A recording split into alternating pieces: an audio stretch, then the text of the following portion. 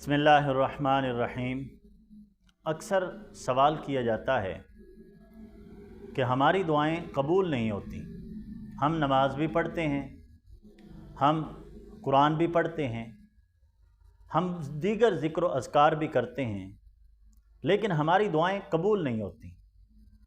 इसकी वजह ये है कि जो चीज़ हम मांग रहे हैं, हो सकता है अल्लाह ताला के नज़दीक वो हमारे हक़ में बेहतर ना हो, या अल्लाह रब्बुल इज़्ज़त उस दुआ के बदले में दुनिया व आखिरत में कोई बला हमसे टाल दे, या अल्लाह रब्बुल इज़्ज़त उस दुआ को मुअख्खर कर देता है कि वो चीज़ जो हम मांग रहे हैं अभी हमारे लिए वो बेहतर नहीं, या अभी वो हमें नहीं मिल सकती। कुरान मजीद फ़ुरक़ान हमीद में दीगर मकामात पर इसकी मिसालें मिलती हैं।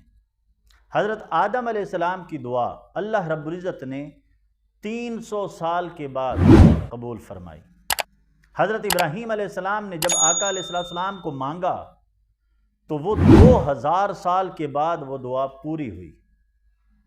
या ऐसे भी हो सकता है कि अल्लाह ताला उस दुआ को आखिरत में उसके बदले कोई अजर अता फरमा दे।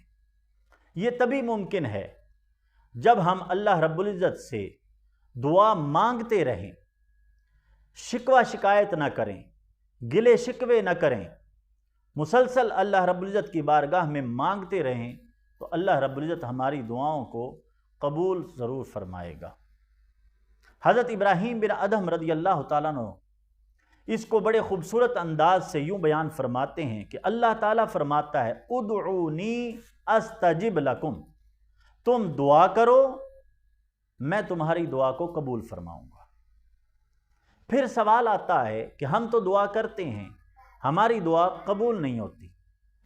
हज़रत इब्राहीम बिन अदहम इसकी वजूहात यूँ बयान फरमाते हैं कि तुमने अल्लाह ताला को पहचाना लेकिन उसकी अताअत ना की, तुमने कुरान पढ़ा लेकिन उस पर अमल ना किया, तुमने मोहब्बत रसूल सल्लल्लाहु अलैहि वसल्लम का दावा किया लेकिन आका अलैहिस्सलातु वस्सलाम की सुन्नत को छोड़ दिया, तुमने शैतान को अपना दुश्मन माना लेकिन उसी की मुवाफ़क़त की, तुमने जन्नत से मोहब्बत का दावा किया लेकिन उस पर उसको हासिल करने के लिए अमल नहीं किया, तुमने कहा तुम दोज़ख की आग से डरते हो लेकिन अपनी जानों को तुम उसी तरफ ले गए।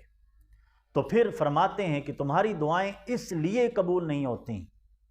अगर हम इन वजूहात का ख़ात्मा कर दें, अल्लाह की फर्मा बरदारी इख्तियार कर लें, अल्लाह के रसूल सल्लल्लाहु अलैहि वसल्लम की सुन्नत व इत्तबा को अपने अंदर समो लें, कुरान मजीद की तिलावत के साथ साथ कुरान मजीद पर अमल करना शुरू कर दें, शैतान को अपना हकीकी दुश्मन सिर्फ माने बल्कि उसकी मुवाफ़क़त ना करें, अगर हम जन्नत हासिल करना चाहते हैं तो फिर उस तरह के अमल करें, और अगर हम दोज़ख से बचना चाहते हैं तो जो अल्लाह और उसके रसूल ने मना फरमा दिया उससे रुक जाएं।